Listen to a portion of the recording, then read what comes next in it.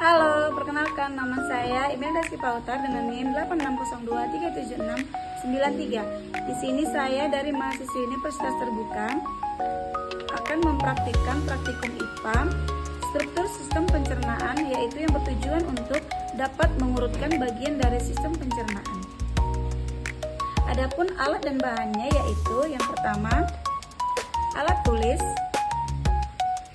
dan gambar sistem pencernaan.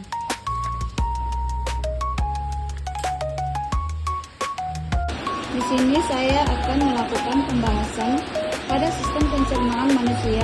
Terjadi proses kimiawi yang disebut juga enzim. Proses pencernaan dimulai dari yang pertama yaitu mulut. Bagian terpenting pada mulut adalah lidah. Lidah berfungsi sebagai perasa dan pengatur posisi makanan sebagai zat pelarut dan pelunak makanan agar mudah ditelan. Dan yang kedua, esofagus atau disebut juga dengan kerongkongan. Jalur untuk menelan makanan dari mulut ke lidah setelah makanan dianggap halus akan menuju kerongkongan. Gerakan ini terjadi di antara rongga mulut menuju ke lambung yang akan memproses pencernaan selanjutnya. Dan yang ketiga yaitu lambung. Lambung memiliki fungsi yang sangat penting dalam sistem pencernaan.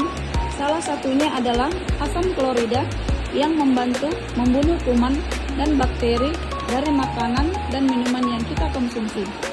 Yang keempat yaitu usus halus. Usus halus memiliki 12 jari, usus kosong dan usus penyerapan. Pada usus halus terjadi berbagai macam proses kimiawi karena usus halus memproduksi berbagai macam enzim yang berfungsi untuk merubah zat makanan menjadi beberapa kandungan yang dibutuhkan oleh tubuh. Dan yang kelima yaitu usus besar. Usus besar berfungsi untuk menampung sisa-sisa makanan yang nantinya melalui proses pembusukan yang dilakukan oleh bakteri Escherichia coli sehingga menjadi kotoran atau fases yang kemudian dibuang melalui anus. Dan yang keenam yaitu anus atau yang disebut juga dengan rektum. Anus merupakan tempat pembuangan kotoran yang disalurkan pada usus besar ketika usus besar sudah tidak dapat menampung sisa makanan.